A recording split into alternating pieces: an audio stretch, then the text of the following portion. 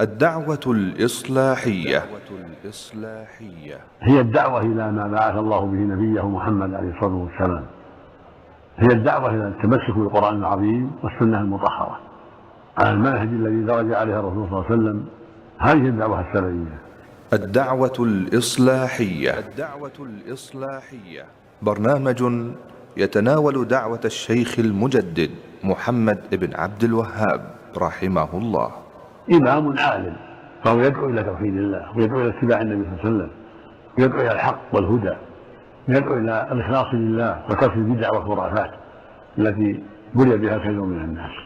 هذه دعوة الشيخ عبد الوهاب رحمه الله، سلفي العقيدة، مثل ما كان الصحابة يدعو إلى الله، مثل ما كان الشافعي وأحمد بن حنبل ومالك وغيرهم من أئمة الإسلام يدعون إلى توحيد الله والإخلاص له.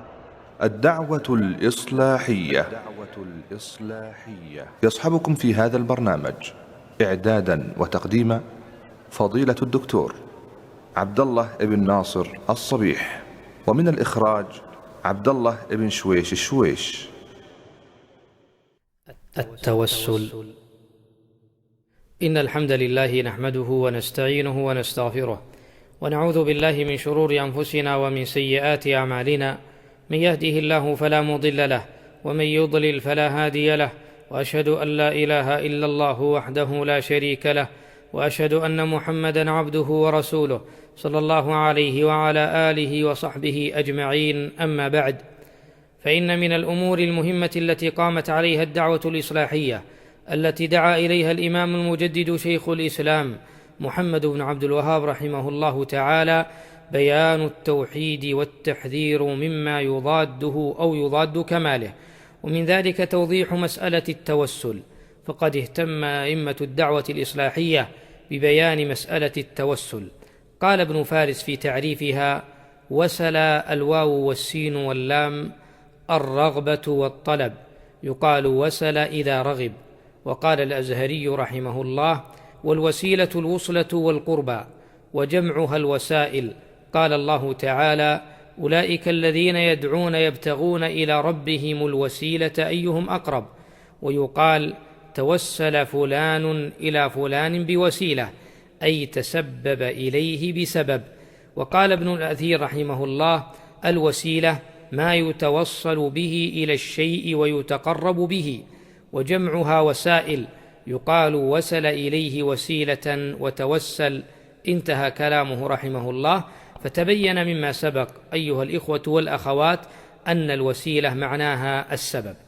وعرف ابن تيمية التوسل شرعا فقال رحمه الله: فالوسيلة التي أمر الله أن تبتغى إليه، وأخبر عن ملائكته وأنبيائه أنهم يبتغونها إليه، هي ما يتقرب به إليه من الواجبات والمستحبات.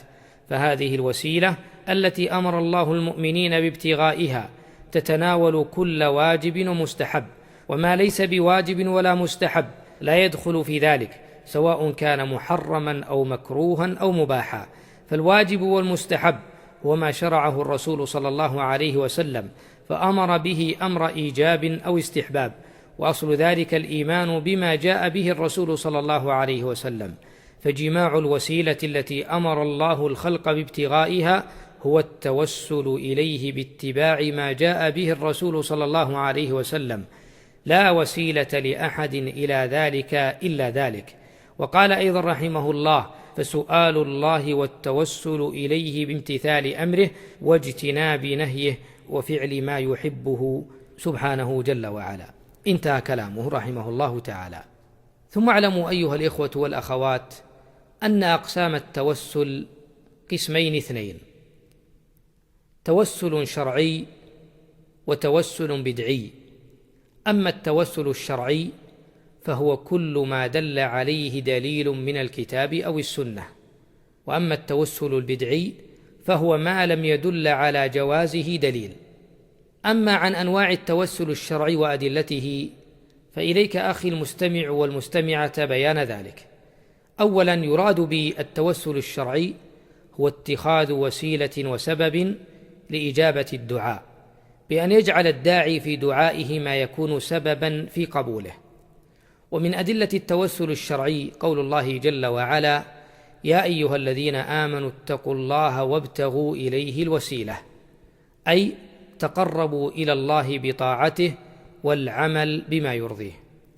ومن الأدلة أيضا قوله جل وعلا: أولئك الذين يدعون يبتغون إلى ربهم الوسيلة أيهم أقرب ويرجون رحمته ويخافون عذابه. فالوسيلة في هذه الآية هي القربة. والتوسل الشرعي أو المشروع 3 أنواع: الأول التوسل بالله عز وجل بذاته المقدسة أو بأسمائه الحسنى أو صفاته العلى أو أفعاله سبحانه جل في علاه، كأن يقول القائل: اللهم يا رحمن يا رحيم اغفر لي، فهذا توسل بأسماء الله سبحانه جل وعلا. أو يقول مثلا: برحمتك ارحمني، فهذا توسل بصفاته سبحانه جل وعلا، وهذا جائز. والأدلة على ذلك قول الله جل وعلا: ولله الأسماء الحسنى فادعوه بها وذروا الذين يلحدون في أسمائه. ودليل التوسل بصفات الله جل وعلا قول الله جل وعلا: ونجنا برحمتك من القوم الكافرين، وقوله سبحانه: وأدخلني برحمتك في عبادك الصالحين. النوع الثاني التوسل بالأعمال الصالحة، كان يقول القائل: اللهم بإيماني بنبيك ارحمني واغفر لي. ودليل ذلك قول الله جل وعلا: الذين يقولون ربنا إننا آمنا فاغفر لنا ذنوبنا وقنا عذاب النار.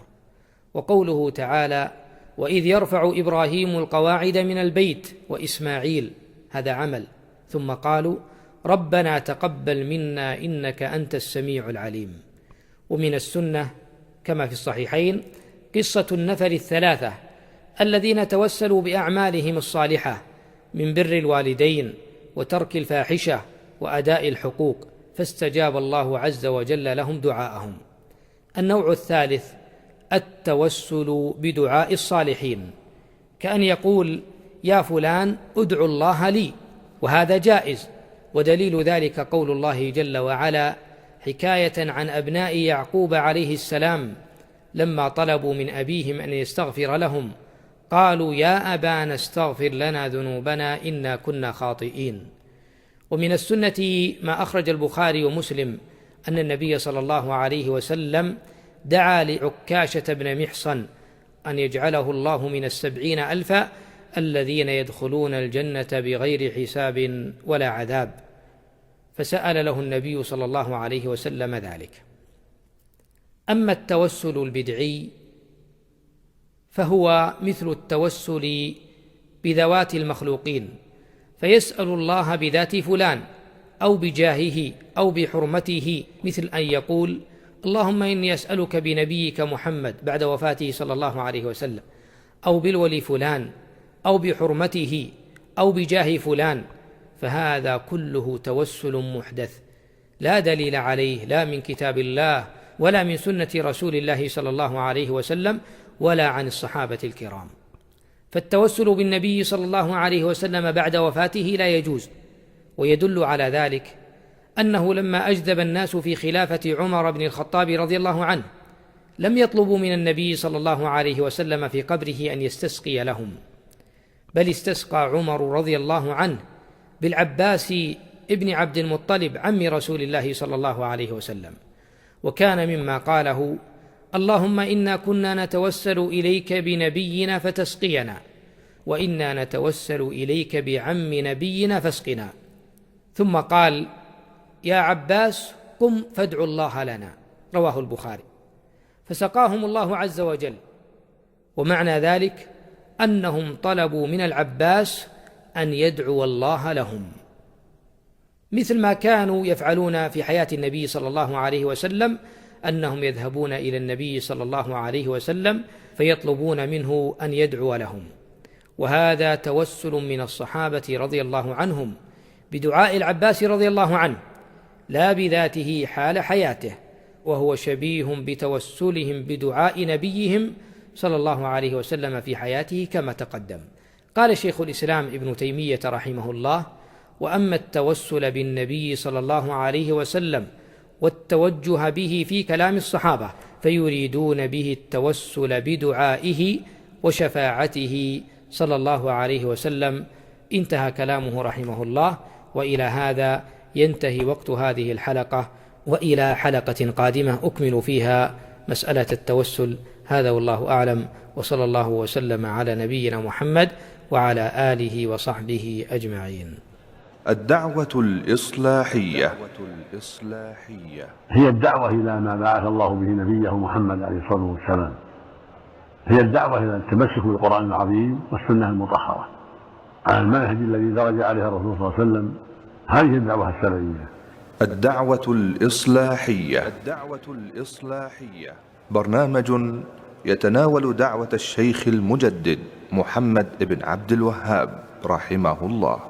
إمام عالم، فهو يدعو إلى توحيد الله، ويدعو إلى اتباع النبي صلى الله عليه وسلم، ويدعو إلى الحق والهدى، ويدعو إلى الإخلاص لله وترك البدع والخرافات التي بلي بها كثير من الناس.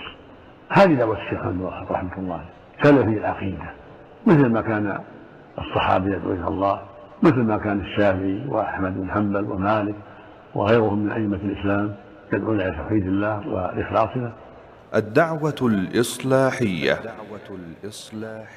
يصحبكم في هذا البرنامج إعدادا وتقديما فضيلة الدكتور عبد الله بن ناصر الصبيح، ومن الإخراج عبد الله بن شويش الشويش.